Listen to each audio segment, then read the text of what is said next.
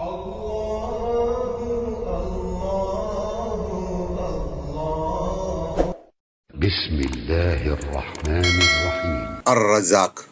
17 అర్-రజాక్ యావత్ ప్రపంచానికి సృష్టికర్త అల్లాహయే. ప్రతి సృష్టి రాశి పోషణ బాధ్యతను ఆయనే వహిస్తున్నాడు. అల్లాహ్ అర్-రజాక్ మాత్రమే మనకు ఆహారాన్ని, ఆశ్రయాన్ని ఇస్తున్నాడు. ప్రపంచంలో ఎన్నో రకాల జంతువులున్నాయి. కొన్ని గడ్డిని, మరికొన్ని ఆకులలములు తింటాయి, మరికొన్ని మాంసాహారులు. ఇలా ప్రతీదీ తనదైన ఆహారపు అలవాటు కలిగి ఉంది. క్రిమికీటకాలు కోవకు చెందిన చీమకు కూడా తన జీవనానికి ఆహారం అవసరమే. బావిలో ఉన్న కప్పకు లేక రాతిలో ఉన్న కప్పకు కూడా ఆహారం అవసరమే. వీటికి ఆహారాన్ని ఎవరిస్తున్నారు?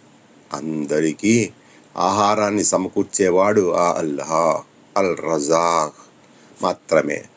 ఆయన ఏ ప్రాణిని వదిలిపెట్టలేదు, ఎవరినీ ఆహార కొరతకు గురి చేయలేదు. మన శరీరంలో ఎన్నో రకాల అవయవాలున్నాయి. అవి సక్రమంగా, సాఫీగా పనిచేయాలంటే వాటికి తగిన పోషకాహారం కావాలి.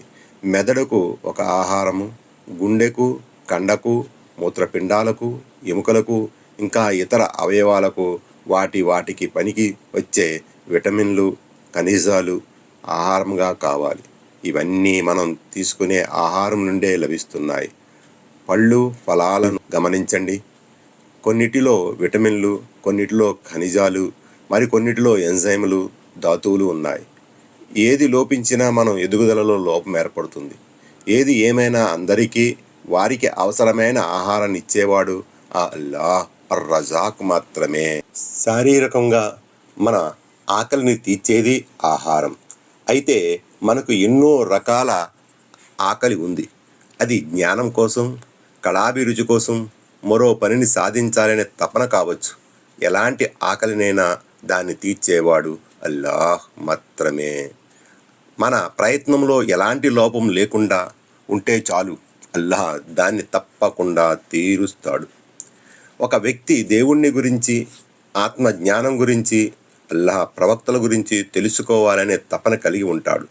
అటువంటి వారికి అల్లాహ్ తప్పకుండా తన రుజుమార్గం చూపి స్వర్గానికి దారి తీసే మార్గాలన్నీ సుగమం చేస్తాడు. కాబట్టి అల్-రజాక్ మన అవసరానికి అనుగుణంగా మన ఆకలిని, అవసరాన్ని పరిపూర్తి చేస్తున్నాడు.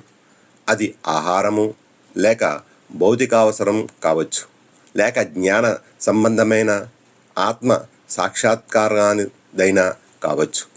అల్లాహ్ మనకు ఆత్మజ్ఞానాన్ని ప్రసాదించాలని, సరైన రుజుమార్గంలో నడిపించాలని, ఆయన్ని విశ్వసించేలా చేయాలని ఆశిద్దాం. మన ఆరాధనకు, పూజకు అర్హుడు ఒక్కడైన అల్లాహ్ అల్-రజాక్ మాత్రమే.